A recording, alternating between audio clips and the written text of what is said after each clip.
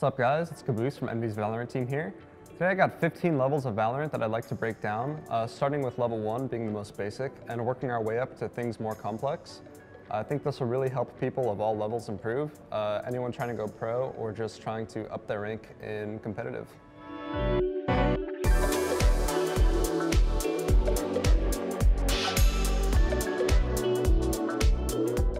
So we're going to start out with level 1. The most basic, I think, is knowing what weapons to buy.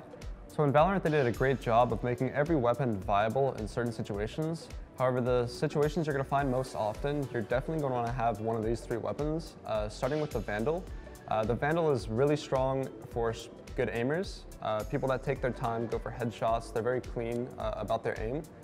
It's a great weapon for them. The second one I'd recommend is the Phantom.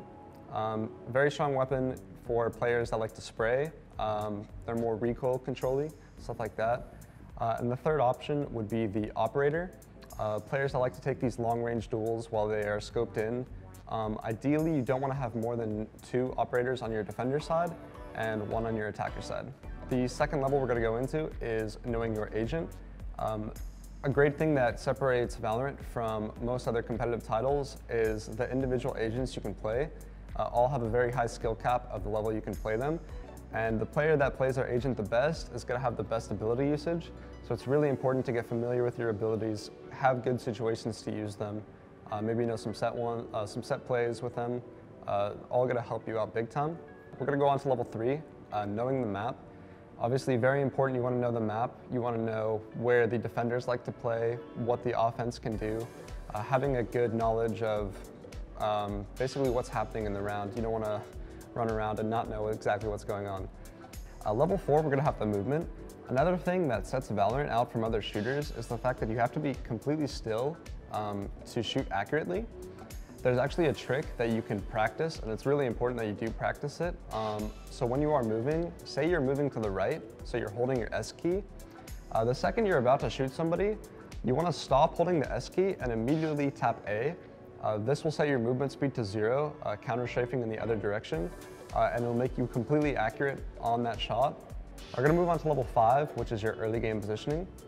You want to be on your attacker side, you want to be taking a lot of map control, getting a lot of information, basically figuring out what kind of setup the defenders are running, who's playing where, what abilities they still have left in the round. It's really important. Same thing on your defender side, you want to be gathering the same information, figuring out where the enemies are, what abilities they still have left in their arsenal, and then playing off that. Moving on to level 6 is the late game positioning. Pretty similar. Now that you have a basic idea of where the enemies are, what abilities they have left, you want to start positioning yourself to counter that. So for example, if we know if there's 3 enemies on the A long on Haven, and there's about 40 seconds left in the round, this is a great time for a C player or a B player to come and rotate over to that bomb site. So moving on to level 7, we're going to have planting the spike. It's important to plant the spike in a safe area. You don't want to be going down to with the spike in an out of position area. That's a brutal disaster. Your team's going to have to get the spike in an open area and you could just lose the round. So it's very important to plant safely and then position yourself to play around the spike. Remember, once that spike goes down, the timer is on your side, so you want to be buying as much time as you can, whether this is using abilities to delay the defenders from retaking, or just playing the most passive positions possible, really making them come into you. Moving on to level 8, we have recoil control. So every gun in Valorant has a unique spray pattern.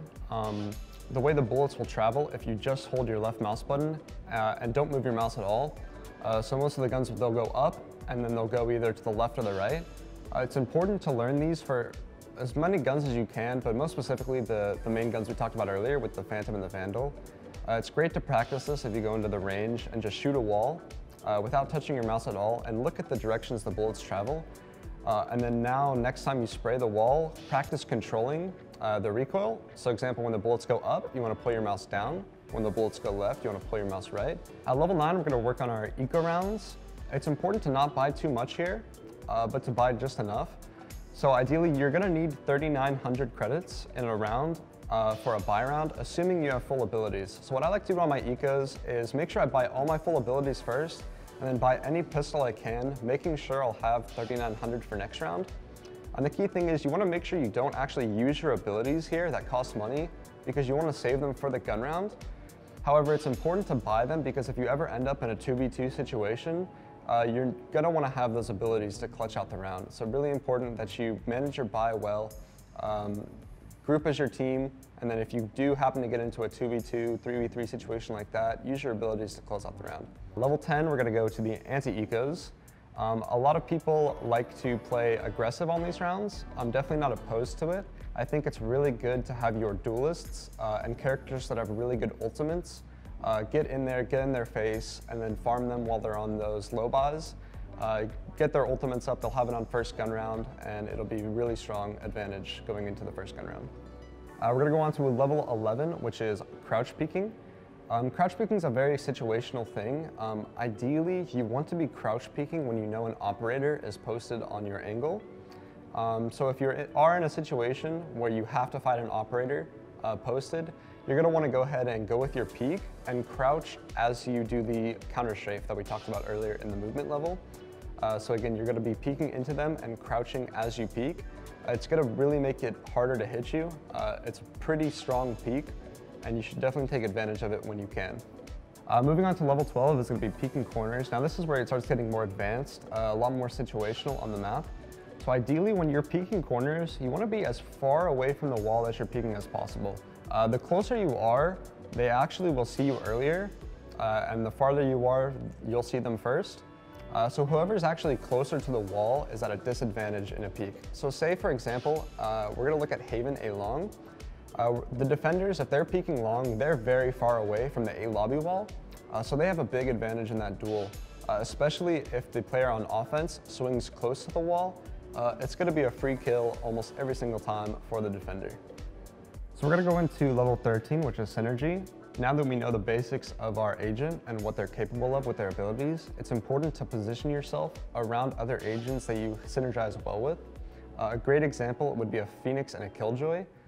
You can set up the Killjoy turret or the alarm bot to basically take contact for the Phoenix while he has a curveball in his hand. A play we like to do on Envy is on the Haven A-bomb site. We set up a turret on the top of the sewer position. As I, the Phoenix, play close with a curveball in my hand. The second that turret starts shooting, I know there's an enemy there. I flash them, and it's normally a free multi-kill. Moving on to level 14, faking ults. You can get a lot of value out of this no matter at what level you play on. A lot of characters have really strong ultimates, which makes the defenders, when they see them, bite harder to fakes. For example, this is stuff like Killjoy ults, Breach ults, Omen ults, stuff like that. If we look at A on Ascent, for example, if we place the Killjoy ult and a Breach ult in the A site, it's pretty big chance that the B side is going to be clear, which is pretty convenient if you have 3 players waiting outside of B, waiting to plant the spike. You'll have a free bomb site, and as well as like 12 to 13 seconds before they even realize that you are out on the other bomb site. An extra little bonus tip for you athletic people out there, this is for the operator players. A great peek for the operator versus operator duel is to actually jump peek. You have a pretty big advantage when you jump and take a shot. It's going to be much harder for that operator that's posted on you to hit the shot, as well as you're going to catch them off guard a lot, having them move their crosshair. So that's a great tip for peeking other operators, and you should have some success in your operator duels with that. And we'll call that level Z. Pretty high up there, of course. Coming in at level 15, I think this is the hardest to learn over time. It's definitely something you want to be practicing, and it's timings. This is something I constantly see players don't take advantage of, and it basically just comes with playing the game a lot. A lot of the times on your offense and defender side is there's going to be these very tiny timing windows that if you take them, you will win the round. For example, this is if you're outside B on Haven and your teammates are pressuring A, and you catch a B player leaving, maybe you hear him or you just know he's going to rotate. It's a really big timing to have because now all of a sudden you're in the B bomb site without the other team knowing, and you could pull off a flank or wait for them to come back to you. And most of the time you're going to be in a round winning position. So definitely you want to take your timings, you want to know how players rotate on the map, what areas they rotate, are they noisy about it, do they run it, or are they more sneaky? Definitely learn how to take some timings, and you'll definitely start improving and winning some rounds solo. Thank you all for watching. This has been the 15 levels of Valorant. I hope these tips will help you take your game to the next level, maybe have some clarity on some things you were confused about. Make sure to subscribe to Predator Training Room if you like this content, and we're going to be pushing out some more videos like this soon, so stay tuned. Thank you all.